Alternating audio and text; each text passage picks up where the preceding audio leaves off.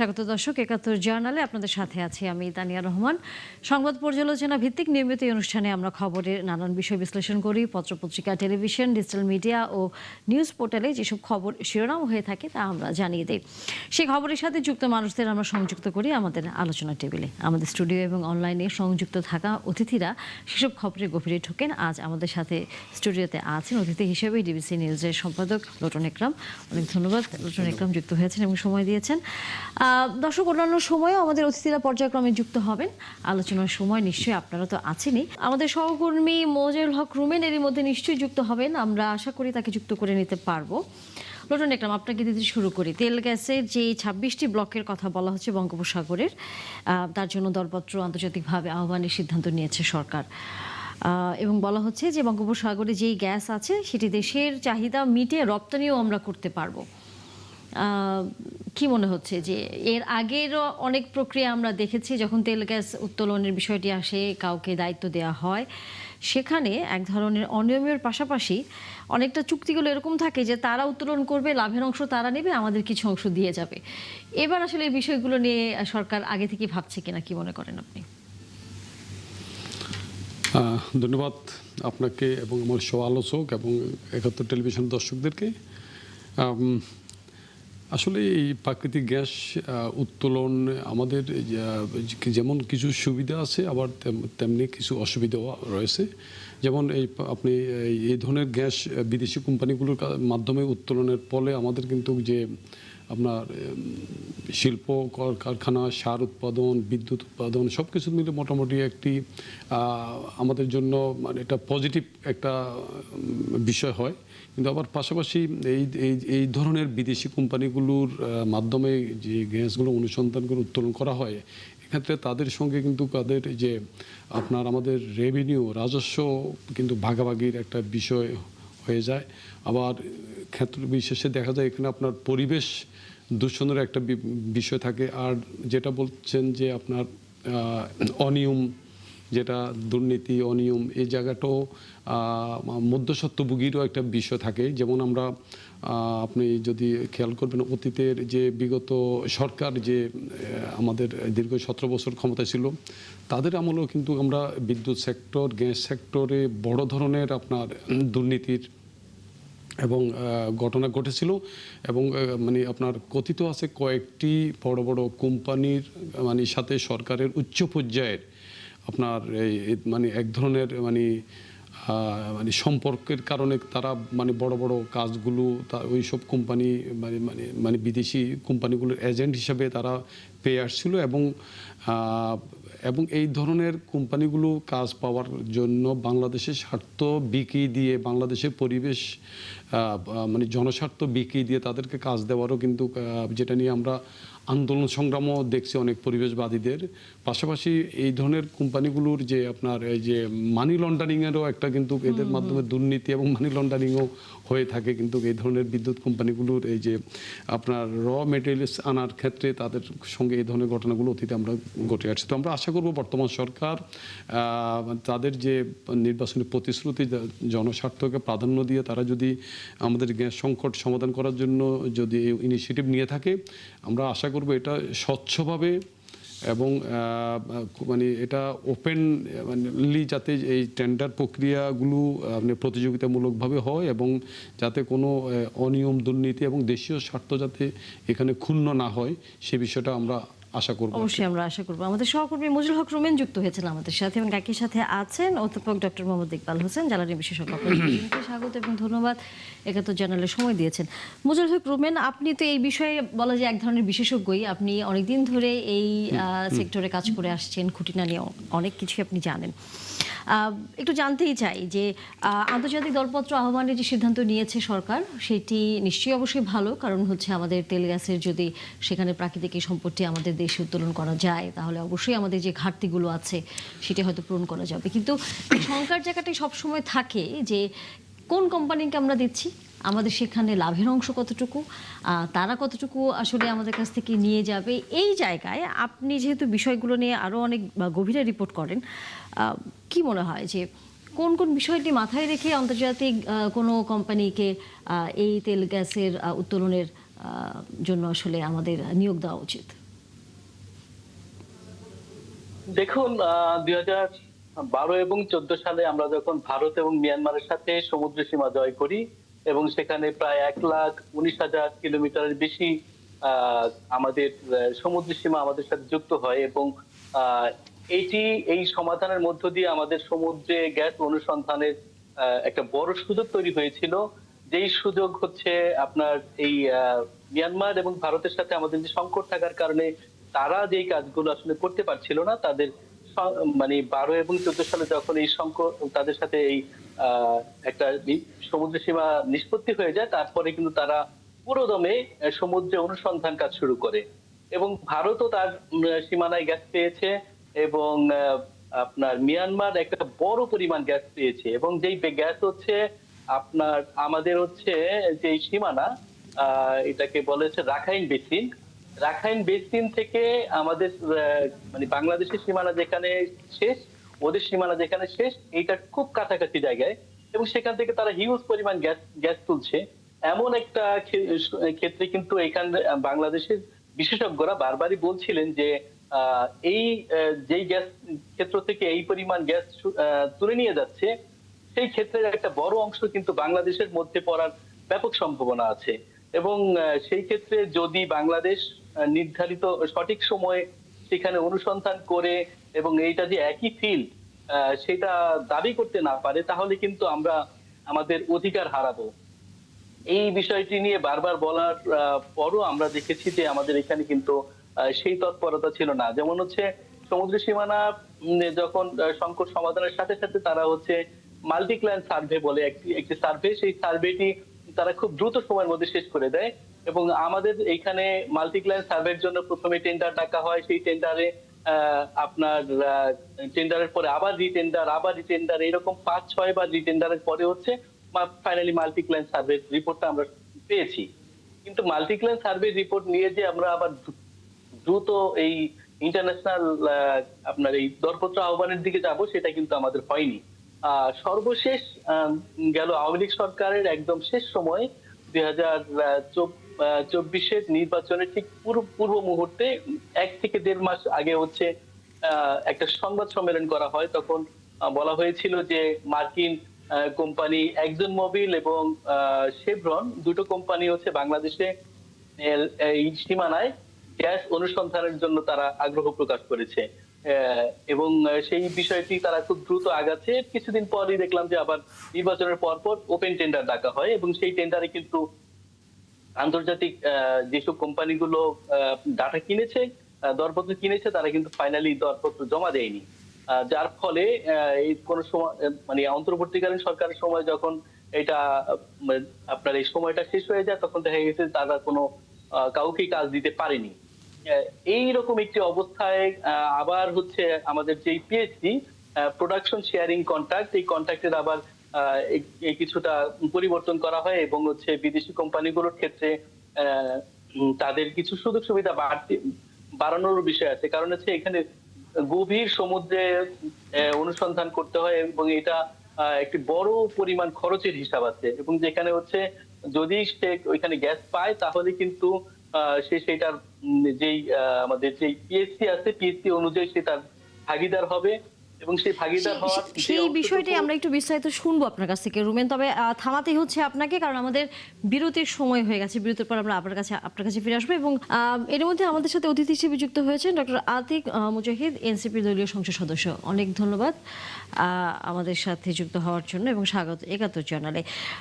Doctor Mohammad Iqbal Hossain, আপনার কাছে একটু আসতে চাই। সেটি হচ্ছে যে সমুদ্রে গ্যাস অনুসন্ধানের দরপত্রের আগে, যেমনটা আমাদের সহকর্মী বলছিলেন যে 24-এ আমরা দেখেছি যে গেল সরকারের আগের সরকারও চেষ্টা করেছিল, কিন্তু 24-এও আসলে দরপত্র আহ্বান করা হয়েছিল, কিন্তু বড় বড় কোনো কোম্পানি তারা শেষ পর্যন্ত আগ্রহ দেখায়নি। আপনার কাছে কি মনে হয় বর্তমান সরকারের জন্য এইটি চ্যালেঞ্জ কিনা, বড় কোম্পানিগুলোর এখানে দরপত্র আহ্বান করা অথবা এই তেল গ্যাসে উত্তোলনের ক্ষেত্রে তাদের কাছে পাবে বাংলাদেশ? যে আপনি কোশ্চেনটা একটু প্লিজ আবার রিপিট করেন, আমার পাওয়ার। আমি আসলে জানতে চেয়েছি যে এর আগে অর্থাৎ 24 এবং তার আগেও আমরা দেখেছি বড় বড় কোম্পানিগুলোকে দরপত্র আহ্বান করা হয়েছিল, কিন্তু তারা বাংলাদেশের এই তেল গ্যাস অনুসন্ধানের জন্য তেমন আগ্রহ প্রকাশ করেনি শেষ পর্যন্ত। সামনে এখন বর্তমান সরকার যেহেতু তেল গ্যাস অনুসন্ধানের জন্য আবার আন্তর্জাতিক দরপত্র আহ্বান করেছে। আপনার কাছে কি মনে হয় এটি বর্তমান সরকারের জন্য একটা চ্যালেঞ্জ কিনা, বড় বড় কোম্পানিগুলো আসবে কিনা? আচ্ছা, ধন্যবাদ আপনাকে। আমি আপনার এই স্পেসিফিক কোশ্চেনে যাওয়ার আগে একটু ব্যাকগ্রাউন্ড বলতে চাচ্ছি। জি। আমাদের বাংলাদেশের যে ভূখণ্ড, এর মধ্যে 100 বছরের ইতিহাস যদি দেখি, এর মধ্যে অনশোরে অফশোর মিলিয়ে প্রায় 100টি কাছে কিছু বেশি সংখ্যক এক্সপ্লোরেটরি ড্রিলিং করা হয়েছিল, এবং ওখান থেকে প্রায় কিন্তু আমাদের 29টি গ্যাস ফিল্ড আবিষ্কৃত হয়েছে। এবং এই যে আমরা সাকসেস রেট যদি দেখি, এটা প্রায় 30%। আমাদের যে এক্সপ্লোরেটরি ড্রিলিং এর সাকসেস রেট 30%, এবং এটা কিন্তু গ্লোবাল যে বেঞ্চমার্ক স্ট্যান্ডার্ড আছে তার চেয়ে অনেক বেশি। বলা যায় যে 10 to 15% হচ্ছে গ্লোবাল বেঞ্চমার্ক, সেখানে হচ্ছে আমাদের সাকসেস রেট প্রায় 30%। তাহলে আমাদেরকে আসলে বলা যায় we are not poor in resource but we are poor in exploration। তাহলে আমাদের এই যে পোটেনশিয়াল, এখনো অফশোরে আমাদের অনেক পোটেনশিয়াল আছে। কেন, কিভাবে বলতে পারি? সেটা বলতে পারি যে আমাদের যে প্রতিবেশী রাষ্ট্রগুলো আছে, মিয়ানমার বা ভারত, তারা কিন্তু এই অঞ্চল থেকে ইতিমধ্যে সাকসেসফুলি ড্রিলিং করে এক্সপ্লোর করে ওখান থেকে প্রোডাকশনে আছে, তারা এক্সপোর্টও করছে। তাহলে আমাদের অফশোরেও কিন্তু আমাদের একটা হাই পোটেনশিয়াল আছে। সো এখানে যে কনক্লুশন করা যায়, আমাদের অনশোর এবং অফশোর দুইটাতেই অ্যাক্সিলারেটেড এক্সপ্লোরেশন অ্যাটেম্পট নিতে হবে। এখন আপনি জানেন অফশোরে হচ্ছে 2024 সালে আমাদের একটা পিএসসি মডেল ছিল, তার পরিপ্রেক্ষিতে বিডিং কল করা হয়েছিল, এবং বলা যায় যে সেটা প্র্যাকটিক্যালি আনসাকসেসফুল, সেটা সাকসেসফুল হয়নি। তো কারণগুলো কিন্তু আমরা জানি কেন হয়নি। কারণ এটা লেস অ্যাট্রাক্টিভ ছিল টু দা ইন্টারন্যাশনাল কোম্পানিজ। এখানে একটু অফশোরে আমাদের ইন্টারন্যাশনাল কোম্পানিজ গুলোকে প্রাধান্য বেশি দিতে হবে, কারণ আমাদের যে লোকাল যে আমাদের যে ন্যাশনাল যে রিসোর্স আছে, they are not that much experience in offshore, specially in deep সিতে। কাজে আমাদেরকে যদি আমরা এই পোটেনশিয়াল, আমাদের যে রিসোর্স পোটেনশিয়াল আছে অফশোরে, ওটাকে ইউটিলাইজ করার জন্য আমাদের ইন্টারন্যাশনাল কোম্পানির দিকে আমাদেরকে তাকাতে হবে। এবং আমরা যদি চাই আমাদের রিসোর্সকে ইউজ করার জন্য ইন্টারন্যাশনাল কোম্পানিকে কিভাবে আমরা অ্যাট্রাক্ট করতে পারি, সেটা অবশ্যই আমাদেরকে ভাবতে হবে। বিশেষ করে এইটাকেই 24 সালের আনসাকসেসফুল, ওটাকে এক্সপিরিয়েন্সটা নিয়েই এই 26 সালে সরকার, বর্তমান সরকার তাদের কমিটমেন্ট অনুসারে এটাকে রিভাইজ করেছে। এই রিভাইসে তারা কিছু কিছু শর্তকে শিথিল করেছে। এটা কেন? এটা মূলত হচ্ছে ইন্টারন্যাশনাল কোম্পানিগুলোকে অ্যাট্রাক্ট করার জন্য। কি কি শিথিল করেছে? তারা শিথিল করেছে হচ্ছে যেমন তাদের এক্সপিরিয়েন্সটা একটু শিথিল করাতে ধারণা করা হচ্ছে মিড সাইজের যে কোম্পানিজ গুলো আছে তারা আরো এখানে আগ্রহ প্রকাশ করবে। প্লাস যদি কোনো আনসাকসেসফুল ড্রিলিং হয়, ওখানে একটু ইনসেন্টিভ বেশি দেওয়া হবে প্রাইসিং এর ক্ষেত্রে, প্লাস অন্যান্য সাপোর্টিং ইনভেস্টমেন্ট যেগুলো আছে ওখানে একটু বাংলাদেশের ওখানে একটু আপনার সাপোর্ট দিতে হবে। তো এইভাবে এটাকে যে রিভাইজ করা হয়েছে, মূল লক্ষ্যটাই হচ্ছে কিন্তু আন্তর্জাতিক বেঞ্চমার্ক কোম্পানিগুলো যাতে আগ্রহ প্রকাশ করে এবং তারা এখানে অংশগ্রহণ করে। তো আমরা আশা করছি আমাদের কিন্তু, আমার আরেকটা অ্যানালাইসিস আমি বলতে চাই, স্বাধীনতা পরবর্তী সময়ে আমরা কিন্তু একটা সবার মিলিত ব্যর্থতা আছে, সেটা হচ্ছে আমাদের যে প্রাইমারি এনার্জি, এটাকে ডাইভার্সিফাই করতে পারিনি। আমরা একমুখীভাবে ন্যাচারাল গ্যাসের উপর নির্ভরশীলতা ডে বাই ডেটা বাড়িয়ে চলেছি। আমি যদি সাম্প্রতিক বিগত এক যুগ বা 17 বছর 16 বছর সময় দেখি, ওই সময়টাতেও আমরা কিন্তু ইন্ডিকেশন পেয়েছিলাম আমাদের ন্যাচারাল গ্যাস ডিপ্লিট করছে, আমাদের এক্সপ্লোরেশন বাড়াতে হবে। সেটা না বাড়িয়ে আমরা কিন্তু ক্রমান্বয়ে ন্যাচারাল গ্যাস ব্যবহারের উপর ঝুঁকে পড়েছি। এটা অনেক বড় একটা ব্যর্থতা ছিল। তো সেই পরিপ্রেক্ষিতে আমাদের অনেক কিছু কিন্তু এখন গ্যাস নির্ভর। তো আমাদেরকে, আমরা এলএনজি ইম্পোর্ট করছি। দেখুন, একটা খুব গুরুত্বপূর্ণ একটা বিষয়, আমরা এক কার্গো এলএনজি যখন ইম্পোর্ট করি, একটা রেগুলার সময়ে তার প্রাইস ধরা যায় হচ্ছে 600 কোটি টাকা, এবং আমি যদি 600 কোটি টাকা 1 কার্গো টাকাটা ইনভেস্ট করি এবং এটা দিয়ে আমি 4টা এক্সপ্লোরেটরি ড্রিলিং করতে পারি অনশোরে, এবং আমাদের যে সাকসেস রেট সেটা দিয়ে একটা আপনার খুব সাকসেসফুলি পাওয়ার সম্ভাবনা আছে, এবং সেখান থেকে যদি আমি এভারেজ লেভেলের গ্যাস পাই সেটা হচ্ছে 80 সংখ্যক কার্গো ইকুইভ্যালেন্ট হবে। তাহলে বলা যায় আমি কোনোভাবে একটু কষ্ট করে যদি 1 কার্গো এলএনজি ইম্পোর্ট কমিয়ে সেই টাকাটা আমি যদি এক্সপ্লোরেশনে ইউজ করি, আমার যে ব্যাকগ্রাউন্ড ডেটা সেটাতে বোঝা যায় যে আমি একটা অন্তত খুব পাবো সাকসেসফুলি, এবং সেখান থেকে 80টা কার্গোর মতো আমি এলএনজি বা ন্যাচারাল গ্যাস পেতে পারি। কাজেই এটার কোনো অপশন বিকল্প নাই যে আমাদের লোকাল রিসোর্স ন্যাচারাল গ্যাস অনশোর এবং ন্যাচারাল গ্যাস অফশোর, সরকার যে অফশোরের জন্য করেছে, এটা অবশ্যই আমাদেরকে খুব মনোযোগী হয়ে দক্ষতার সাথে আন্তর্জাতিক কোম্পানিগুলোকে আগ্রহী করে একটা ইফেক্টিভ সাকসেসফুল ডিল করতে হবে। এই জায়গায় ডক্টর আতিক মুজাহিদ, নিশ্চয়ই আপনিও এই খবরটার দিকে নজর রেখেছেন। সেখানে সরকারের পক্ষ থেকে বলা হয়েছে যে দেশের স্বার্থ কোনোভাবে ক্ষুণ্ণ করতে চায় না। হচ্ছে সরকার যখন এই তেল গ্যাস অনুসন্ধান করবে, আন্তর্জাতিক কোনো কোম্পানিকে তারা হচ্ছে কাজ দেবে। আপনি এই কথায় কতটা আশ্বস্ত হতে পারেন? ধন্যবাদ আমাদের সহ আলোচক যারা আছেন, যারা দেখতেছেন। বেসিক্যালি এটা মানে আমি যদি ভুল না করে থাকি, গভর্নমেন্ট একটা দরপত্র আহ্বান করেছেন যে তেল গ্যাস অনুসন্ধান করার জন্য, তাই নয় কি? এরকম বিষয়টা তো যদি ভুলে না শুনে থাকি। জি, এটা কি ইন্টারন্যাশনাল না লোকাল না সবার জন্য ওপেন? এটা আন্তর্জাতিক দরপত্র আহ্বানের সিদ্ধান্ত নিয়েছে সরকার, সেটি আজকে মাননীয় মন্ত্রী কিন্তু প্রেস কনফারেন্স করে জানিয়েছেন। এবং 1 জুন থেকে আসলে এই কাজটি শুরু হবে, দরপত্র আহ্বানের যে বিষয়টি, এবং 30 নভেম্বরের মধ্যে হচ্ছে ফর্ম জমা নেওয়ার প্রক্রিয়াটি চলবে আর কি, 1 জুন থেকে 30 নভেম্বরের মধ্যে। জি জি জি, আমি এটাকে দুই ভাবে দেখি। নাম্বার 1 হচ্ছে যে গুড ইনিশিয়েটিভ, যে গভর্নমেন্ট একটা ইনিশিয়েটিভ নিয়েছে গত অনেক বছর পরে যে আমাদের ন্যাশনাল রিসোর্স গুলোকে উত্তোলন করার ব্যাপারে।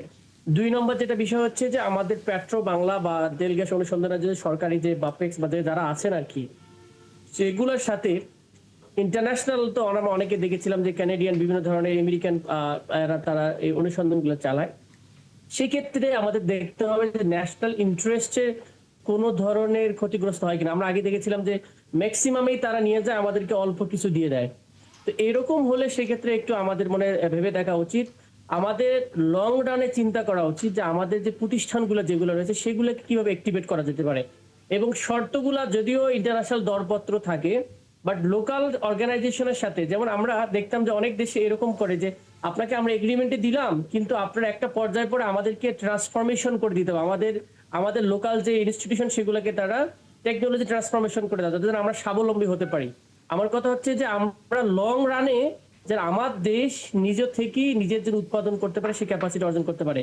তো সেক্ষেত্রে দরপত্র শুধু ইন্টারন্যাশনাল যে লোকালও ক্যাপাসিটি থাকে সেটাও কেন এক্সপ্লোর করা হলো না? আমার এই বিষয়ে আর একটু আমার একটু জানার ঘাটতি আছে, আমার একটু জানতে হবে বিষয়টা। যদি সুযোগ থাকে যে লোকালের ক্যাপাসিটি থাকে, আমাদের লোকালও কিছু মনে হয় ইনভেস্টিগেশন করা যেতে পারে। আচ্ছা, আমাদের সাথে এর মধ্যে দর্শক অতিথি হিসেবে যুক্ত হয়েছেন ফজলে হুদা বাবুর, মাননীয় সংসদ সদস্য। ধন্যবাদ, আপনি যুক্ত হয়েছেন। আতিক মুজাহিদ যে প্রসঙ্গটা আসলে তুললেন যে আন্তর্জাতিক বিভিন্ন সংস্থা বা বিভিন্ন কোম্পানির পাশাপাশি লোকালি যেসব সংস্থাগুলো আছে তারাও একই সাথে কেন এই বিষয়ে থাকছে না, বা এই বিষয়ে সরকার আসলে কি ভাবছে সেই বিষয়টি একটু পরিষ্কার হয়ে জানাটা দরকার। হ্যাঁ, ধন্যবাদ। 71 টিভির সকল দর্শক, সহ-আলোচক লটন ভাই এবং মাননীয় সংসদ সদস্য কুড়িগ্রাম 2-এর ডক্টর মুজাহিদ সহ শিক্ষক আছেন ডক্টর ইকবাল হোসেন এবং আরেকজন সহ-আলোচক, সবাইকে শুভেচ্ছা এবং অ্যাডভান্স ঈদ মোবারক। বিষয় একদম সঠিক বলেছেন মাননীয় সংসদ সদস্য মুজাহিদ যে হোয়াই নট লোকাল, এটা একদম পারফেক্ট। কিন্তু এটা গ্যাসের আমি কয়েকদিন আগেও একটা রাউলটেমের বৈঠকে ছিলাম, সেখানেও মানে আমাদের নিজেদের যে এক্সপার্টাইজ আছে সেগুলো কিভাবে ইউজ করা যায় এবং আমরা কতটা বিদেশি নির্ভর নির্ভরতা কমাতে পারি সেটার উপর ছিল, এবং সেখানে আলোচকরা সবাই একই বক্তব্য দিয়েছে, এবং সেটা আমার নিজস্ব ব্যক্তিগত বটে। এবং আমার মনে হয় আমার যে দল এখন রাষ্ট্র পরিচালনার দায়িত্বে আছেন, বাংলাদেশ জাতীয়তাবাদী দলও সেটাই বিশ্বাস করে। কিন্তু গ্যাস এক্সপ্লোরেশন যখন বিষয় আসে, তখন আমাদের লোকাল এক্সপার্টাইজ কারা আছে এটা খুবই সন্দেহের বিষয়। এবং যখন বিশেষ করে আমরা যখন অনুসন্ধান করতে যাব, সেই এক্সপার্টাইজগুলো বোধহয় আমাদের দেশে খুবই অপ্রতুল এবং নাই বললেই চলে। দ্বিতীয় হচ্ছে যে এর মাঝে কেউ যদি, কারণ লোকাল দিলেই আসলে সরকারের সমালোচনা তো অনেকভাবেই করা যায়, যে কেন এই লোকাল দিয়ে করা হলো, পরে যদি কোনো ইনসিডেন্ট ঘটে আল্লাহ না করুক, কেন আমরা সববার বিদেশি করলাম, এবার করলাম না কেন। তো আমার মনে হয়েছে যদি লোকাল কেউ থাকেন এভাবে কাজ করার ইচ্ছা করে, তারা নিজেরাও কিন্তু আন্তর্জাতিক সংস্থাগুলোর সাথে যারা এই বিষয়ে এক্সপার্টাইজ, তাদের সাথে যোগাযোগ করে তারা কিন্তু শেয়ারে আসতে পারে। এরকম বেশ কয়েকটা নজির বাংলাদেশে আছে ইতিপূর্বে। ছোটন ভাই আপনি বোধহয়, লটন ভাই জানেন এটা।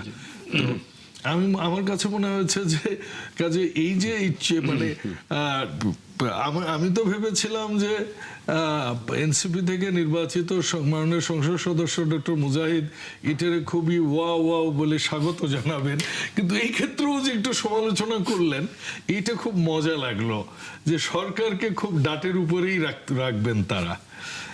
আমি সত্যি এটা সাধুবাদ জানাই যে আমাদের দীর্ঘদিন এই গ্যাস, তেল, নতুন কূপ অনুসন্ধান এগুলো দীর্ঘদিন বন্ধ ছিল, এবং আমরা একদম মানে বিদেশ নির্ভরতা সব ক্ষেত্রে হয়ে গেছি।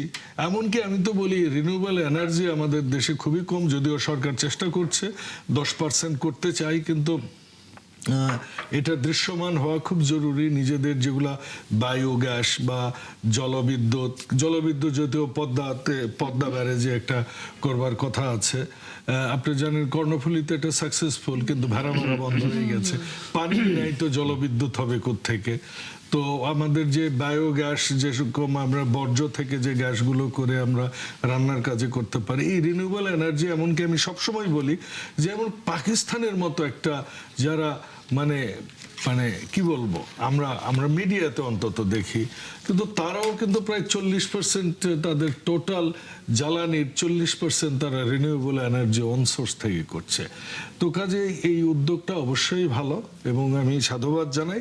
যে জিনিসটা অবশ্যই দেখতে হবে, যেটা মুজাহিদ সাহেবের পক্ষে আমি বলি, ওনার হয়ে বলছি, সেটা হচ্ছে এখানে ট্রান্সপারেন্সি দরকার দরপত্রের, এবং এখানকার যেন ইন্টারন্যাশনাল স্ট্যান্ডার্ড মেনটেন করা হয়, এটা যেন একদম ওপেন সিক্রেট বিষয় হয়, এর মধ্যে যেন কোনো ঢাক গুড়গুড় না থাকে, যেগুলো আমরা দেখেছি বিগত 17 বছরে। প্রপার প্রসেস যেন, এটা জনগণ এটা আশা করে। অবশ্যই আমরা আসলে আশা করি যে দেশের স্বার্থের জায়গাটি যেন আসলে আরো প্রকটভাবেই কাজ করবে সরকার। ধন্যবাদ মজলুল হক রুমেন আপনাকে, এবং একই সাথে ধন্যবাদ অধ্যাপক ডক্টর মোহাম্মদ ইকবাল হোসেন। আগামীতে নিশ্চয়ই আবার কোন বিষয়ে কথা হবে, এবং ডক্টর আতিক মুজাহিদ আপনি আছেন আমাদের সাথে। ডক্টর ইকরাম, আমরা যদি আপনাকে একটু শুরু করি, সেটি হচ্ছে আমরা জানি যে কয়েকদিন আগে ঝিনাইদহে একটি ঘটনা ঘটেছে। আমরা দেখেছি যে একটি রাজনৈতিক দলের নেতার উপরে আক্রমণ হয়েছে, এবং সেখানে ছাত্রদলের নাম বলা হচ্ছে যে তারা আক্রমণ করেছে সেই এনসিপির নেতার উপরে। কিন্তু যেটি আসলে জানবার আছে আপনার কাছে, কি দেখছেন যে আবার কি রাজনৈতিক দলগুলোর ভিতরে এক ধরনের অসহিষ্ণু আচরণ, ওই মনোভাবটা কি ফিরে এসেছে? ধন্যবাদ। এটি খুবই অনাকাঙ্ক্ষিত ঘটনা ঘটেছে, যেটা জেনে দেওয়ার যেটা বললেন বিষয়টা। এই অনাকাঙ্ক্ষিত ঘটনা কিন্তু আমাদের 3 মাস নির্বাচনের পর মাত্র পার হলো, এত দ্রুত সময়ের মধ্যে মানে একটি দল আরেকটি দলের সঙ্গে এই ধরনের আচরণ বা এই ধরনের যে অপ্রীতিকর ঘটনা, অনাকাঙ্ক্ষিত ঘটনা দেশবাসী কিন্তু আশা করে না। যেখানে বিএনপি, জামাত এবং এনসিপি তারা সম্মিলিতভাবে তারা মানে যে স্বৈরাচার সরকারকে পতন ঘটিয়েছে, সেখানে এত দ্রুত তারা পরস্পরের বিপক্ষে দাঁড়িয়ে যাবে এবং পরস্পরের প্রতি এতটা অসহনীয় যেমন নাসির যেভাবে আপনার প্রধানমন্ত্রীকে আক্রমণ করে কথা বলছেন, এর আগে ইলেকশন আগে মির্জা আব্বাস সাহেবকে নিয়ে কথা বলেছেন, মানে তো এই ধরনের আপনার যে বক্তব্যেরও একটা শালীনতা বজায় রাখা উচিত, একটা সৌজন্যবোধ, একটা শেয়ারকে অনার করা উচিত, ওনার যেমন উচিত। আবার পাশাপাশি উনি যদি কোনো অপরাধ করে থাকে, উনি ওনার বক্তব্যে যদি শালীনতা বজায় না রাখেন, সেটা আপনার অন্যভাবেই সেটা মানে মোকাবেলা করা যেতে পারে। সেটা তার শারীরিকভাবে তাকে মানে আক্রমণ করে তার গায়ে ডিম ছুড়ে এটা করা উচিত না। এতে আমি মনে করি যদি মানে যদিও এটা ছাত্রদল বিএনপি তারা বলছে তারা এনসিপির পক্ষ থেকে আগে তাদের উপর হামলা হয়েছিল, পরস্পর উপর দোষারোপ করতেছে, কিন্তু যেই করুক না কেন এই ধরনের পরিস্থিতি আমার মনে হয় এটা সরকারের উচ্চ পর্যায় থেকে লাগাম টানা উচিত, যাতে মানে সামনে এ ধরনের আপনার অনাকাঙ্ক্ষিত ঘটনা যাতে আর না ঘটে। কারণ আপনার দেখবেন এখানে কিন্তু যদি এখানে অনেকগুলো ফ্যাক্টর কাজ করতেছে বাংলাদেশে, এখানে তৃতীয় পক্ষ কিন্তু সুযোগ নেওয়ার চেষ্টা করবে। যেখানে আওয়ামী লীগ এখন পলাতক আছে, তারা কিভাবে বাংলাদেশের রাজনীতি আবার ইন করবে, এই সরকারকে মানে 5 বছর পার করার সময় না দেওয়ার চেষ্টা করতে পারে। তারা বিভিন্নভাবে এখানে তৃতীয় শক্তি, তৃতীয় পক্ষ কিন্তু একটি রোল প্লে করতে পারে পর্দার আড়ালে।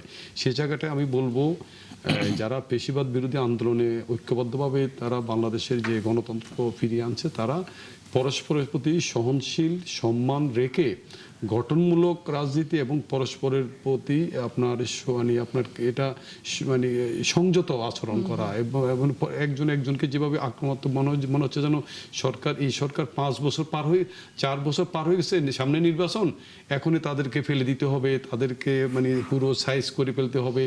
মানে বিষয়টা মাত্র 3 মাস, এখন হানিমুন পিরিয়ডও পার না, 100 দিনও পার না। আগামী 27 তারিখ 100 দিন হবে এই সরকারের। এই আশা করি 100 দিনে মধ্যেই যদি তারা সরকারের মানে যেভাবে আচরণ করতেছে, এটা কিন্তু আমরা বিশেষ করে দেশের নাগরিক যারা মানে নতুন বাংলাদেশের স্বপ্ন দেখে আশান্বিত হয়েছিল, তারা কিন্তু হতাশ। এবং এই যে যেমন আপনি অনেকে জিজ্ঞেস করতেছে মানে কোথায় যাচ্ছে দেশ, এটা কিন্তু এত তাড়াতাড়ি বলার কথা না। কিন্তু আমাদের শীর্ষ রাজনীতিবিদরা যে পরস্পরের বিরুদ্ধে, যেখানে এখন আপনার বিএনপি তাদের নির্বাচন ম্যানিফেস্টো বাস্তবায়নের জন্য তারা মনোযোগ দিবে, যেখানে বিরোধী দল সেই ম্যানিফেস্টো বাস্তবায়ন করতেছে কিনা তারা পার্লামেন্টে গঠনমূলক আলোচনা করবে, বাইরে তারা তাদের আগামী এই সরকারের ভুল ত্রুটিগুলোর গঠনমূলক সমালোচনা করবে, সেখানে সেটা না করে ব্যক্তিগত আক্রমণ। যেমন নাসিরুল সাহেব যেটা বলছেন যে আগে প্রধানমন্ত্রী কোমর ভেঙেছিল ডিজিএফআই, এবার কোমর ভাঙবো আমরা। হ্যাঁ, এই যে অসহিষ্ণু আচরণ করছে বিরোধী দলের ডক্টর আতিক মুজাহিদ, আপনারা কম বেশি আসলে জানেন যে ঝিনাইদহের ঘটনায় এর মধ্যে আপনাদের একজন নেতাকেও গ্রেফতার করা হয়েছে ছাত্র দলের নেতার মামলায়। তবে যে বিষয়টি আসলে বলছিলেন আমাদের অতিথি, যে এই যে হঠাৎ করে রাজনৈতিক দলগুলো বা আপনারা সরকারি দলের সাথে এক ধরনের বলা যায় অসহিষ্ণু আচরণের মধ্যে জড়িয়ে যাচ্ছেন, এবং সেটি হয়তো মারামারি বা ওরকম হিংস্র না, কিন্তু মুখের ভাষা দিয়ে যেভাবে হচ্ছে আক্রমণ করা হচ্ছে, এটি সাধারণ মানুষের মধ্যে কিন্তু একটা প্রভাব পড়ছে। সেই জায়গায় আসলে কি বলবেন? জি ধন্যবাদ। বিষয়টাকে আপনারা খেয়াল করেন যে আমরা যেখানে আমি সবই বুঝলাম, আপনার যদি কারো ব্যাপারে কারো শব্দ চয়নে আপত্তি থাকে সেটা আপনি আপনার নেতৃবৃন্দ দিয়ে আপনি সেভাবে বলতে পারেন, এটা প্রোটেস্ট করতে পারেন। এটা ডেমোক্রেটিক সোসাইটিতে তো মাসেল পাওয়ার চলে না, যুক্তির বিপরীত যুক্তি জনগণ বিচার করবে, সে খারাপ বলতেছে সেটা তার ব্যাপারে সে মানুষ এক ধরনের মতামত করবে। কিন্তু আপনি যদি এত অসহিষ্ণু হন, ক্রিটিসিজম না নিতে পারেন, আপনি ডিম অ্যাটাক করলেন শুধু তা না, তাকে মানে ওখানে আরো নেতা কর্মী অনেক 6 জন আহত করলেন, রক্তাক্ত। এবং যে ছেলেটাকে অয়নকে অ্যারেস্ট করা হয়েছে, ও তো ইভেন বিএনপি ফ্যামিলির, তার বাবা তো বিএনপির নেতা ছিল, সে এনসিপি করে। আপনি তো এরকম না যে সে একটা আওয়ামী লীগ থেকে আসছে এবং একটা সন্ত্রাসী ছেলে, এরকম তো না। সেকেন্ড হলো যে আপনার সরকারি উদ্যোগে একটা মব হইলো, কিরকম 8 ঘন্টা ধরে আপনি মামলা নিচ্ছেন না, এটা কি ধরনের আচরণ রে ভাই? এটা শেখ হাসিনার বাংলাদেশে আপনারা বানাইতে চান? Definitely not. তাহলে আপনারা যদি ভালো বাংলাদেশ চান, ঠিক আছে 2 পক্ষের মামলা নিতেন, তাহলে এক পক্ষরে আপনি অ্যারেস্ট করেন না, আর এক পক্ষকে অ্যারেস্ট করতেছেন। আজকে সংবাদ সম্মেলন করতে গেল এই তারেক রেজার শত শত জুলাইয়ের শহীদদেরকে জানাজার পরিচয় সময় কেউ দাঁড়ায় নেই, সে দাঁড়িয়ে সেই ছেলেটাকে আপনি অ্যারেস্ট করলেন। সে এবং এটা কোনো মানে হয় না তো। হ্যাঁ, পলিটিক্যাল মামলা হতেই পারে, কিন্তু আপনি যদি এটাকে ফোর্স করে বা অ্যারেস্ট করে ডিবি দিয়ে করতেছেন, এগুলো তো নতুন বাংলাদেশের কোনো সাইন হতে পারে না। তাহলে এক পক্ষ যদি ভুল করে কথা বলে, আপনি উল্টা দিক ভুল কাজ করবেন, তাদেরকে অ্যারেস্ট করে ভয় দেখানোর মাধ্যমে এই জেনারেশনকে তো এটা করা যাবে না। এটা তো আপনি আরো বেশি খারাপ কাজ করলেন। এবং আপনি কাউন্টার ন্যারেটিভ উৎপাদন করেন, আপনি বলেন হ্যাঁ নাসির যেটা বলছে সেটা ঠিক না, আপনার নেতা কর্মীদের আপনি বলান, কিন্তু এইভাবে মানে আক্রমণ করার মানসিকতা, উপরের নির্দেশ অনেকে বলে, এই ধরনের তো বাংলাদেশ মানুষ চায় না। আপনি শুধু বিরোধী দলকে সংহত কথা বলবেন, কিন্তু সরকারি দলের থেকে আপনি একটু আগে দেখেন জুলাই অভ্যুত্থানে যাকে, যে লোকটাকে আমরা সরিয়েছিলাম ইসলামিক ব্যাংক থেকে, সেই লোককে আপনি চেয়ারম্যান বানাচ্ছেন কেন? তাহলে আপনি তো অসহিষ্ণু হয়ে গেছেন যে একদম ইসা আলমের লোক বসানোর জন্য আওয়ামী লীগের ফেসি যারা একদম ব্যাংক ধ্বংস করছে। তাহলে আপনার সাথে কি কথাবার্তা হয়েছে এমন যে তাদেরকে আনি বসাইতে হবে? বিতর্কিত লোকজনকে কেন বসাচ্ছেন? তো এগুলো যদি কেউ ক্রিটিসিজম করেন, আমি একটু আগে বললাম, বাবুল ভাই আমাকে চমৎকার করে আনসার করলো। আমার বলার উদ্দেশ্য তো রাষ্ট্র, জনগণ, দেশের জন্য আমি কথা বলতেছি। আমি যদি কথা বলতাম যে আমার পকেটে কিছু দাও, তখন না আপনি বলতে পারতেন যে আপনার পার্সোনাল চাইতেছেন। এখন যে কেউ আমরা কথা বলতেছি রাষ্ট্রের পার্সপেক্টিভ থেকে বলতেছি, যে রাষ্ট্রের আইন সিস্টেম, যেমন আমরা গতকাল বলেছি যে শেখ হাসিনার সময় কোনো কিছু হলে প্রধানমন্ত্রী আপনি বিচার করেন, এটা কি বিচার ব্যবস্থা সিস্টেম নাই নাকি বাংলাদেশে? একই স্টাইলে যদি বাংলাদেশে আবার বলে যে ধর্ষণের বিচার প্রধানমন্ত্রী আপনি করেন, তাহলে রাষ্ট্র, আমাদের কোনো ধরনের বিচার ব্যবস্থা সিস্টেম নাই। প্রাইম মিনিস্টার বলবে 1 মাসের মধ্যে বিচার সর্বোচ্চ শাস্তি হবে, এটা হয়ে দিয়ে গেল। পপুলারিজম থাকবে, কিন্তু বিষয়টা জাস্টিস ইজ জাস্টিস। তো সেই জায়গাটাতে যদি সিস্টেম সব ধ্বংস করে ফেলা হয়, তাহলে আপনি ল অ্যান্ড অর্ডার ঠিক করতে চান, কিন্তু আপনার পুলিশকে আপনার দলের অনুগত করতে চান, আপনার দলের বিরুদ্ধে মামলা নেবে না, বিরোধী দলের বিরুদ্ধে মামলা নেবে, সেটাও কিন্তু কোয়েশ্চেন করা উচিত মিডিয়া থেকে এবং জনগণের পক্ষ থেকে। সাথে এক হয়ে আছে কিনা যে বিরোধী দলের মামলা না নেওয়ার একটা কথা হলো, বলা হচ্ছে যে সরকারি দলের মামলা নেবে না, বিরোধী দলের মামলা নেবে। কিন্তু আরেকটা কথা উনি বলেছেন যে এই যে মবটি হয়েছে ঝিনাইদহ, সেটা সরকারের উদ্যোগে মব হয়েছে। ঠিক আছে, ধন্যবাদ। না, আরো অনেক কথা বলেছেন ডক্টর মুজাহিদ। বলেছেন শব্দ চয়নে ঠিক থাকা দরকার, ডেমোক্রেটিক সোসাইটি তো এভাবে হয় না, যুক্তির পিঠে যুক্তি দিতে হয়। উনি আরো বলেছেন যে ওই ছেলেটা জুলাই অভ্যুত্থানে ভূমিকা রেখেছে। উনি আরো বলেছেন এই জেনারেশন তো এটা চায় না, বিতর্কিত লোককে কেন বসাচ্ছেন, সবগুলোই আমি নোট করেছি। আর কেন প্রাইম মিনিস্টার, আরে ভাই, প্রথম কথা হচ্ছে একটা পাগলের মামলা নেওয়া হবে কিনা এটাও তো একটা চিন্তা। স্বাভাবিক লোক কিন্তু চিন্তা করবে যে এই বদ্ধ উম্মাদ বেয়াদব একটা এদেশে তৈরি হয়েছে, এই ছেলেটার মামলা নিবে কিনা, এটা কিন্তু একটা সুস্থ মস্তিষ্কের লোকের চিন্তা করতে হবে। তার আসলে ডাক্তারি পরীক্ষা করানো খুব দরকার। যে সুন্দর করে আজকের মাননীয় সংসদ সদস্য ডক্টর মুজাহিদ বললেন, এটা বিতর্কের ভাষা, এটা সভ্যতার কথা, যুক্তির কথা, এটা গণতন্ত্রের কথা। কিন্তু যে কথা এই পাগলটা বলে বেড়ায়, সে যদি পাগল না হতো আজকে তো তাকে মানে মামলা কেন, সে তো যেসব কথাবার্তা বলে তার দিনে তো 50টা মামলা হওয়ার কথা, কথা না লটন ভাই? তার যে ভাষা, তার যে শব্দ, তার যে অ্যাটাক, তার যে স্টাইল, এটা তো হওয়ার কথা। তো হয় না কেন? কারণ আমরা সবাই জানি সে মাথা ঠিক নাই তার। এই যে ঠিক না থাকার কারণ আছে, যুক্তি আছে, এখানেও যুক্তি আছে। কারণ দীর্ঘ 18 মাস তারা যে মন্ত্রীরা মানে উপদেষ্টাদের ধমক দিয়ে এসছে, এখন তাদের সমস্যা, মাথা তো ঠিক নাই। ওইখানে যে বলতেছেন যে এইটা কি আইনমন্ত্রীর এলাকা, ওই মসজিদটা আইনমন্ত্রীর এলাকায় না।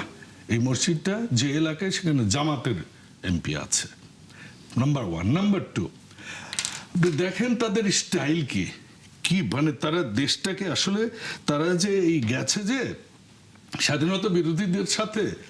আর এই ছেলেটা তো একবার বামপন্থী করে, একবার শিবির করে, যদিও তার রুট শিবির, ঠিক আছে। এখন এসে কি বলে এনসিপি করে কিনা আমি জানি না। এনসিপির আমি অনেককে চিনি, ডক্টর মুজাহিদকে চিনি, এনসিপির আরো অনেকের সাথে আমি টক শোতে বসি। The national, normal.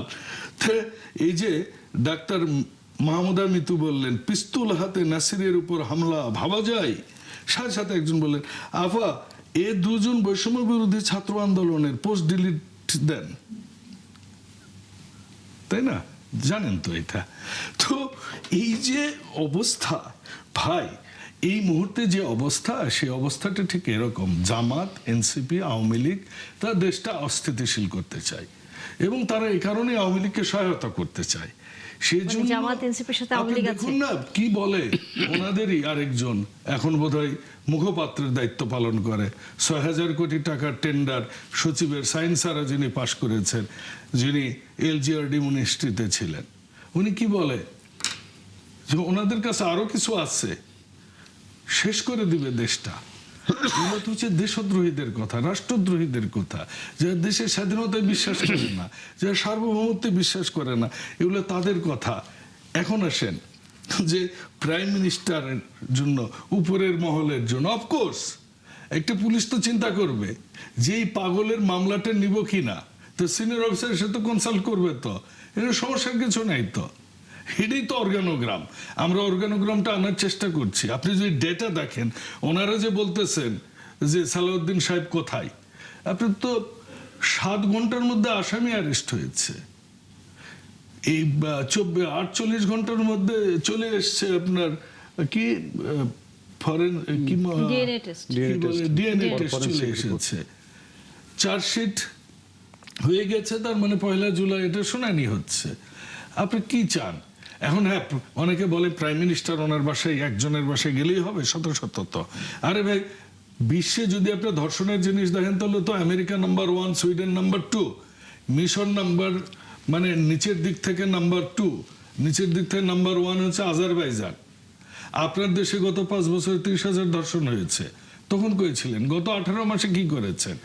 এই ইয়াসমিন হত্যাকাণ্ড, যেটাতে জামাত এবং আওয়ামী লীগ একজোটে বিএনপির বিরুদ্ধে নেমেছিল, কিন্তু বিএনপি যখন 96 ক্ষমতায় আসেনি, 5 বছরে আওয়ামী লীগ কিন্তু ইয়াসমিন ধর্ষণের মামলার বিচার করেনি, মামলার বিচার করেছে বিএনপি এসে।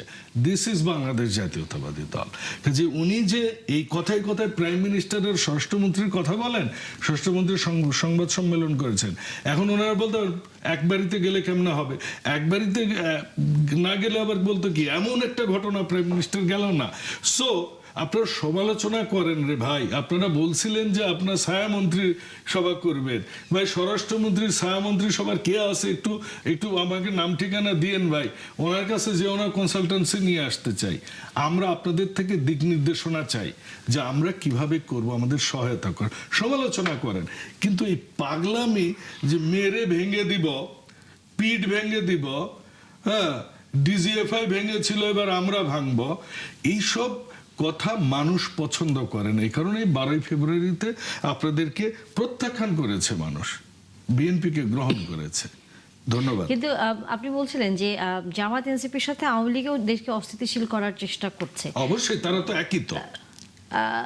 ডক্টর না হলে এই সময় আতিক মুজাহিদ, বিভাগীয় আপনাদের সমাবেশ সাথে দেওয়ার কি কোনো তাহলে মানে নাই। আওয়ামী লীগ যুক্ত আছে? কারণ আমাদের সাথে আওয়ামী লীগ তো অবশ্যই, কারণটা হলো আমরা মহিলা সংরক্ষিত এমপি, আমরা মন্ত্রী পরিষদে যারা শেখ হাসিনার সার্ভিসে 35 বছর ছিল, তারা হচ্ছে আমরাই এমপি বানিয়েছি। আমরা এরকম অসংখ্য বিভিন্ন জায়গায় কমিটি দিলে আমরা তাদেরকে নিয়ে এসে কমিটিতে সভাপতি বানিয়েছি। তারা সবাই তো আওয়ামী লীগ থেকে এসেছে এবং তারা এনসিপিতে এসে মানে পুনর্বাসিত হয়েছে। আমরা জাতি দেখেছে যে আওয়ামী লীগকে কে পুনর্বাসিত করতেছে সারা বাংলাদেশে। এখন এটা আওয়ামী লীগের ট্যাগ না দিলে তো আসলে ওনাদের অস্তিত্বশীল থাকতেছে না। এই জন্য আওয়ামী লীগের সাথে আমার সুযোগ সাজেছে এবং ইলেকশনের আগে অনেকে আওয়ামী লীগ ভোট দিয়েছে। সব আমরা কত কিছু শুনতে পাই। আমরা হুদা ভাইকে খুবই চমৎকার করে দেখতে পাই যে ওনারা কিভাবে আওয়ামী লীগের লোকজনকে নিয়ে এখন আমাদের এলাকার সব চেয়ারম্যান অলমোস্ট সব চেয়ারম্যান বিএনপির সাথে আওয়ামী লীগের যত চেয়ারম্যান ছিল ইলেকশনে আমরা দেখেছি তারা জাম্পিং করে জয়েন করেছে, ফুল দিয়ে জয়েন করেছে, কাউন্সিলররা জয়েন করেছে, ফোর্স করে ভোট দিয়েছে। এখন তো সবাই তো এখন আওয়ামী লীগ, এনসিপিতেও তো অনেক আওয়ামী লীগ নেতাকর্মীরাও জয়েন করেছে। কথা ঠিক আছে, এটা এবং শুধু তাই নয়, সব জায়গায় অলমোস্ট। বিএনপিতে থাকলে চাঁদাবাজ, বলি এনসিপিতে গেলে পুত পবিত্র। কারণ ওই যে ওনাদের যে পীর সাহেব উনি ফু দিয়ে দেন, বললেন আওয়ামী লীগ থেকে এসে বিএনপিতে, হ্যাঁ হয়েছে তো। ছাত্রলীগের সাবেক সভাপতি হাবিবুর রহমান হাবিব আমাদের মাননীয় চেয়ারম্যানের উপদেষ্টা কমিটির অন্যতম সদস্য, অ্যাডভোকেট ফজলুর রহমান, উনি তো আওয়ামী লীগের সভাপতি ছিলেন কেন্দ্রে।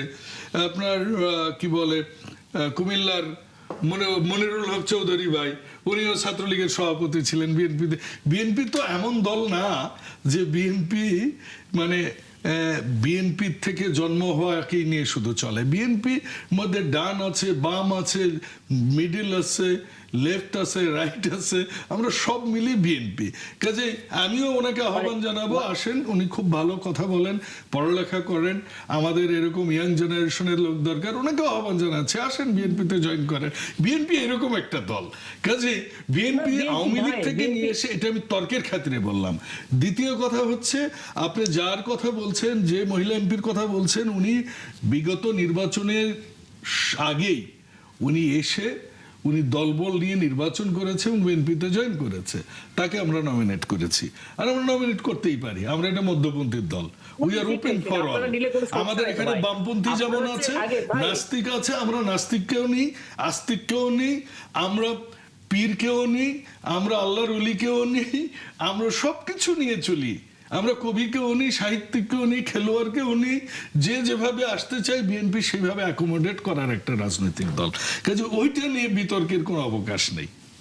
আর আপনার দলে অনেকগুলো আছে, আপনারা তো শুরুতেই কি করলেন, সব কি পৌরসভা, সিটি কর্পোরেশনের কাউন্সিলর গুলোকে নিয়ে, যারা আওয়ামী লীগের, এগুলো অনেক, এগুলো আর বললেন না। মানে ইজ্জত আমি চাই, আমরা চাই, দেশবাসী চাই। এনসিপি একটা ব্যাপক ভূমিকা রেখেছে এদেশের গণ অভ্যুত্থানে, বিশেষ করে জুলাই মাসে। এর আগে যাই থাক, তো আপনাদের মানুষ চাই আপনারা এই দেশের জন্য ভালো কিছু করেন, করে জনগণকে দেখান। আতিক মুজাহিদ, মানুষ চায়, শুধু বিএনপি চায় না, না হলে বিএনপি সব সারা দেশে এরকম হাঙ্গামা দাঙ্গামা উস্কে দিয়ে মারামারি করতেছে, কাজ করতে দিচ্ছে না। সারা দেশে তো নানা রকম, ঈদ উপলক্ষে আপনি একটু আগে নিউজ করলেন, শত কোটি টাকার হাসিল চাঁদাবাজি, এটা তো সম্ভবত সরকারি দলের লোকজনে করে। আমার প্রিয় বাবুল ভাইয়ের সম্মানিত হয়তো কোনো সহযোগী, কোনো কলিগ, কোনো ছোট ভাই, তারা আপনারা ওন করবেন না, ডিজোন করবেন। আবার আপনারা বলতেছেন আপনারা বিএনপি হচ্ছে এরকম একটা দল যারা সবাইকে নেয়, শুধু আমাদের সাথে আসলে ভালো, অন্যদের বিপক্ষে গেলে খারাপ আর কি। বাই দ্য ওয়ে, বাংলাদেশের রাজনীতিতে আমিও আসলে ব্লেম গেম এবং অসহিষ্ণু রাজনীতি দেখতে পছন্দ করি। আমরা চাই একটা স্বচ্ছ রাজনীতি বাংলাদেশে আসুক, এবং বাংলাদেশের অস্থিতিশীল করার জন্য অনেকগুলো ডেফিনেটলি গ্রুপ আছে। বাংলাদেশকে আমি আনস্টেবলও দেখতে চাই না, আমার অনেস্টলি স্পিকিং বাংলাদেশে স্টেবল চাই। বাংলাদেশকে একটা সভরেন, একটা স্বাধীন। আমি সবচেয়ে খুশির একটা বিষয়, আমার একটা অপ্রাসঙ্গিক হলে বলতে হবে যে আমাদের বিডিআররা সীমান্তে দাঁড়িয়ে যে ধমক দিয়ে কথা বলতে পারছে, এই বিকজ অফ জুলাই পরবর্তীতে বাংলাদেশে এরকম একটা চেঞ্জ এসেছে, সেটা আমাকে অবশ্যই ভালো বিষয়গুলো বলতে হবে। বাই দ্য ওয়ে, তবে আমি বাবুল ভাইয়ের মধ্যে বলবো যে এরকম করে মামলা না নেয়া, আওয়ামী লীগ স্টাইলের যে কালচার, যে শুধু সরকারি দল মানে হচ্ছে পুরো প্রশাসন সব ডমিনেন্ট, রুল অফ ল নাই, সবার নাগরিকদের একটা নিরাপত্তা থাকতে হবে মিনিমাম। পলিটিক্সে অবশ্যই বিরোধীর মত থাকবে, বিরোধিতা থাকবে, ভুল থাকবে, কিন্তু অপোজিশনকে দমন করার মানসিকতা যে রাজনীতি, সেটা কখনো ভালো কিছু বয়ে আনে না। আপনার কি মনে করছেন সরকারের মধ্যে ওই অপোজিশনকে দমন করার রাজনীতি কাজ করছে আগের বারের মতো? আমার কাছে অনেক জায়গায় এটা মনে হচ্ছে। কারণটা হচ্ছে কি, ওনারা তো সবসময় আওয়ামী লীগ বিএনপি খেলতো, যে এরা একবার মারতো এরা একবার মারতো, এই যে নেচারগত ভাবে একটা মানে প্রোটেকশন, সেটা একই প্র্যাকটিসটা তাদের মাথায় ঢুকেছে। জান, আমি বিরোধী দলের রাজনীতি করে বুঝতেছি যে বিরোধী দল থাকা মানে হচ্ছে বাংলাদেশে একটা অন্যায়, সব সরকারি দল হয়ে যেত এরকম একটা মানসিকতা, ফোর্স করে প্রশাসনকে ফোর্স করা হয় যেন অসহযোগিতা করে। আপনার দলীয় নেতা কর্মীরা সব জায়গায় আপনাকে ডিস্টার্ব করবে, মনে হচ্ছে সব জায়গায় একটা আধিপত্য বিস্তারের একটা মানসিকতা। এটা যে ক্লোনগত বলেন বা যাই বলেন, জেনেটিক্যালি আসছে দীর্ঘদিন ধরে যে প্র্যাকটিস, সেটাকে ভেঙে দেওয়ার একটা সুযোগ ছিল, যে একটা প্রোডাক্টিভ পলিটিক্স, একটা রেসপেক্ট বোধের পলিটিক্স, একে অপরকে মানে রেসপেক্ট করে পলিটিক্স, সে জায়গাটায় হতে পারতো। কিন্তু এগেইন পুলিশ তো ভাই চেঞ্জ হয় নাই, পুলিশ তো আগের পুলিশে রেখে দিয়ে সেই পুলিশকেই আগের স্টাইল ইউজ করা হয়। তারা তো অভ্যস্ত যে কিভাবে বিরোধী দলকে দমন করতে হয়, কিভাবে মামলা না নিতে হয়, কিভাবে সরকারি দলকে তোষণ করতে হয়, বিরোধী দলকে দমন করতে হয়। এই যে প্র্যাকটিস দীর্ঘদিনের, তারা এগেইন আমার মনে হচ্ছে যে এটা থেকে আগের প্র্যাকটিস থেকে আসলে বের হতে পারেনি। আপনি বলছিলেন প্রশাসনের পুরো প্রক্রিয়াটি। আমরা ফিরবো আতিক মুজাহিদ, আপনি আছেন আমাদের সাথে, আমাদের বিরতি নিতে হবে। আলোচনার একেবারে একটু শেষের দিকে চলে এসেছে, তবে তার আগে আমরা গণমাধ্যমের বেশ কিছু খবর দেখব। তবে নজরুল ইকরাম, আপনার কাছে একটু আসতে চাই, সেটি হচ্ছে যে বিরোধী দলের পক্ষ থেকে বলা হচ্ছে যে এখনো প্রশাসন সে আগের যে ধারা, অর্থাৎ আওয়ামীপন্থী যে ধারা, বিরোধী পক্ষকে এক ধরনের দমনের জায়গায় রাখা, এবং প্রশাসন এখনো পর্যন্ত উপর মহলের নির্দেশ ছাড়া কোনো কাজ করছে না। আপনার কাছে কি মনে হয়, আসলে কি সেই অবস্থার পরিবর্তন হয়নি এখনো? ধন্যবাদ। আসলে আমাদের এই যে প্রশাসন, আপনার পুলিশ বলেন, আমলারা বলেন, সব জায়গায় আমাদের দীর্ঘদিনের যে প্র্যাকটিস, দীর্ঘ 17 বছর যে মানে যেভাবে তারা পরিচালিত হয়ে আসছে একটা দলের মানে নির্দেশনা অনুযায়ী, রাজনৈতিক নির্দেশনার বাইরে তারা কিন্তু মানে তাদের মানে কোনো গুরুত্বপূর্ণ সিদ্ধান্ত নেন নাই। তো সেই মানে সংস্কৃতি, সেই ধারা থেকে আমাদের আমলাদের বা আইন শৃঙ্খলা বাহিনীরাও একটু বের হয়ে আসতে মানে হয়তো বা সময় লাগবে। তবে এটা মানে আমরা আশা করব যে দলীয়করণের বাইরে বের হতে পারবো, আইনকে তার নিজের গতিতে, আমরা আশা করব আইনকে তার নিজের গতিতে চলার জন্য দেওয়া, যেটা মানে মানুষের যে প্রত্যাশা, যে নতুন বাংলাদেশ বা বিএনপির নির্বাচনী ইশতেহারে যে বিষয়গুলো আপনার 31 দফায় যে বিষয়গুলো আইনের শাসন বলেন, তারপরে সব কিছুতে তাদের যে মানে নির্বাচনী প্রতিশ্রুতিগুলো দেশের মানুষ পজিটিভলি নিয়েছেন, তাই তাদেরকে ভোট দিয়ে ক্ষমতায় নিয়ে আসছেন। তো আমরা এবং দেশের মানুষও আশা করবে যে আইন তার নিজস্ব গতিতে চলবে। সেখানে পাশাপাশি আমাদের যারা আইনের যারা প্রয়োগ করেন, সেটা বিচারপতি হোক আর পুলিশ হোক আর আমলারা হোক, তাদেরও উচিত যে তাদের মানে যে নিয়ম বা আইনের মধ্যে থেকে তাদের কাজ করা, তারা যাতে কোনো রাজনৈতিক মানে সিদ্ধান্তে কোনো যাতে আপনার ভুল বা কোনো অন্যায়কে যাতে প্রশ্রয় না দেয়। যে কোনো জায়গায় যদি কোনো স্থানীয় নেতা যদি একটা প্রভাব বিস্তার করে কোনো নির্দেশনা দিয়ে থাকে, সেটা তারা উচ্চ পর্যায়ে অবহিত করে তারপরে তার সিদ্ধান্ত নেওয়া উচিত যে আমাদেরকে আপনাদের স্থানীয় পর্যায়ের নেতা বা এমপি নির্দেশনা দিচ্ছে, আমাদের উপর প্রেশার ক্রিয়েট করতেছে, আমরা কি এই ধরনের কাজ করবো কিনা। এটা যদিও কাজটা করলে পরবর্তীতে সরকার সমালোচিত হবে, সরকার যেটা মানে সুদূর প্রসারী, কিন্তু আপনার আলটিমেটলি সরকারের প্রতি মানুষের একটা মানে আস্থা কমে যাবে। তো সেই জায়গাটা চিন্তা করে পজিটিভ রাজনীতি, ইতিবাচক রাজনীতির জন্য আমার মনে হয় রাজনীতির গুণগত মান উন্নয়নের জন্য আমাদের আইন শৃঙ্খলা বাহিনী প্রশাসনের যেমন আমাদের মানে ক্যারেক্টার বা চরিত্র পরিবর্তন আনা দরকার, একই সঙ্গে আমাদের পরিবর্তিত পরিস্থিতিতে অতীতের মানে 17 বছরের রাজনীতিক যে মানে আওয়ামী লীগের যে আপনার অন্যায় বা তারা যে মানে প্রশাসনের উপর যে আপনার যে প্রেশার মানে কি বলা যায়, তারা প্রভাব বিস্তার করে দেশটা যে পরিচালনা করার খেসারতটা তাদের যেভাবে দিতে হয়েছে, এটা যাতে বর্তমান সরকার যাতে এখান থেকেও শিক্ষা নেয় যে মানে আমরা ক্ষমতায় আসছি যা খুশি তাই করব, এটা যাতে না করে যাতে আইনকে আইনের মতো চলতে দেওয়া উচিত। এবং জনস্বার্থে যে কাজগুলো মানে যেভাবে করলে মানুষ তাদের মানে প্রতি যে সমর্থনটা দিয়েছে, এই সমর্থনটা বহাল থাকবে এবং আগামী নির্বাচনের সমর্থন আরো বাড়বে, সেইভাবেই মানে বর্তমান সরকারেরও কাজ করা উচিত। সেই জায়গায় বাবুল, সেটি হচ্ছে যে মাননীয় প্রধানমন্ত্রী গতকাল কিন্তু একটি বক্তব্য দিয়েছেন, সেখানে তিনি বলছিলেন যে বিতাড়িত যে শক্তি তাদের সাথে একটি রাজনৈতিক দল ভিতরে সংযোগ স্থাপন করছে, কারা তারা? আমি সাথে একটু যোগ করি, মানে এই যে এটা কিন্তু আজকে টক অফ দ্য কান্ট্রি ছিল, এই যে মাননীয় প্রধানমন্ত্রী যে বলছেন বিতাড়িতরা আপনার তলে তলে খাতির করতেছে এবং বিশৃঙ্খলা সৃষ্টি করতেছে, এটা কিন্তু মানে মিড লেভেলের বা তৃতীয় লেভেলের কোনো নেতা এতদিন বলে আসছে, কিন্তু শীর্ষ পর্যায়ে বলাতে এটা অনেকটা সিগনিফিক্যান্ট যে পরাজিত বিতাড়িত শক্তির সঙ্গে যদি বিরোধী দল যদি আতাত করে থাকে, এত তাড়াতাড়ি 3 মাসের মাথায় যদি আতাত করে থাকে, বা এই ধরনের আতাতের মানে রেজাল্টটা কি, তারা কি করতে চায়, গভর্নমেন্টের কাছে কি এই ধরনের কোনো গোয়েন্দা রিপোর্ট বা প্রমাণ কি আছে কি, নাকি এটা রাজনৈতিক বক্তব্য? অবশ্যই আছে, মাননীয় প্রধানমন্ত্রী যখন বলেছেন অবশ্যই আছে। আর আমি আপনাকে একটু প্র্যাকটিক্যাল প্রমাণ দিই।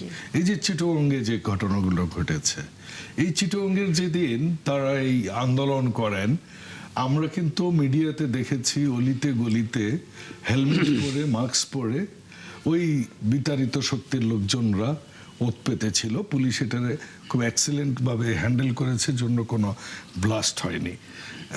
আমি একটু অনেকে বলতে চাই যে আসলে বিরোধী দল করা মানে কিন্তু বিরোধিতা নয়। সংসদে কিন্তু আমিও যেরকম বেসরকারি সদস্য, মাননীয় সংসদ সদস্য ডক্টর মুজাহিদও কিন্তু বেসরকারি সদস্য। একমাত্র ট্রেজারি বেঞ্চ বা মন্ত্রীরা ছাড়া সবাই কিন্তু বেসরকারি সদস্য। সবারই দেশের প্রতি একটা দায়িত্বশীলতা আছে। আমরা মেজরিটি নিয়েছি, এই জন্য প্রধানমন্ত্রী আমাদের, মন্ত্রী পরিষদ আমাদের, সরকার আমাদের, কিন্তু আমরা কিন্তু সবাই দেশের দায়িত্ববান। কিন্তু দেশে যখন ভালো কিছু হয় বিরোধী দলকে সমালোচনা নয়, কৃতিত্বটা দেওয়া উচিত। বর্ডার গার্ডে যেটা হয়েছে এটা উনি বললেন যে ওই ওনাদের সময়ের কারণে একটা এসেছে।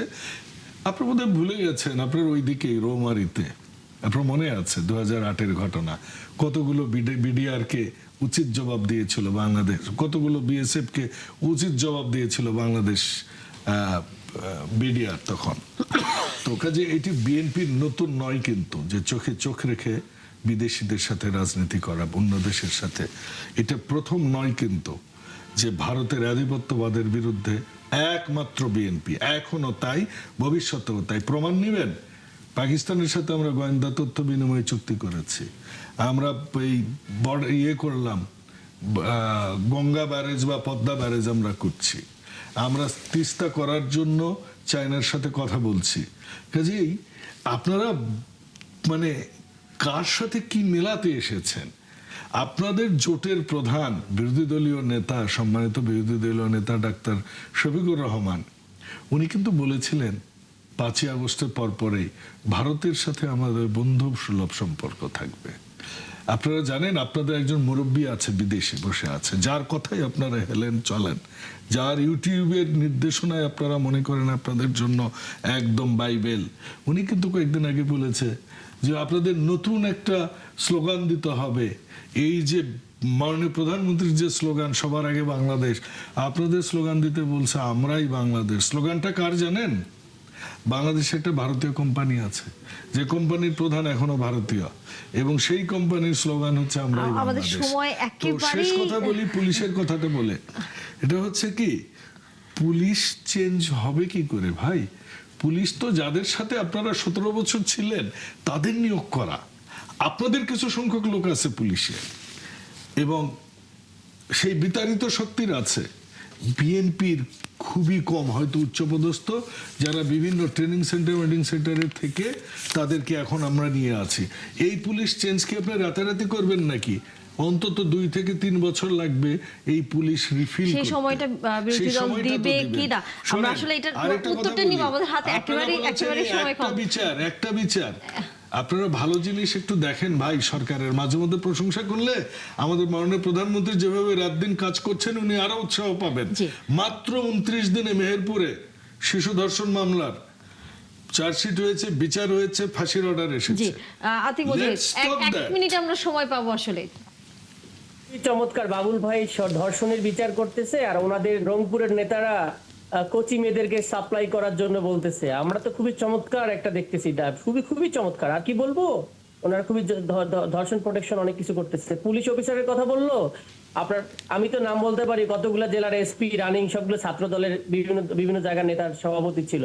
আমি বলতেছি না যে তারা ছাত্র দলের ছিল বলে তারা খারাপ, আমি বলতেছি যেভাবে বলতেছেন দলীয়করণের কথা বলতেছেন না, সেটা এরকম না। আপনারা কোন জায়গাটা ছাড়তেছেন সেটা আমরা দেখতেছি, তো একদিনই একইভাবে একই অর্ডারে সব একবারে আপনারা বসাই দিচ্ছেন।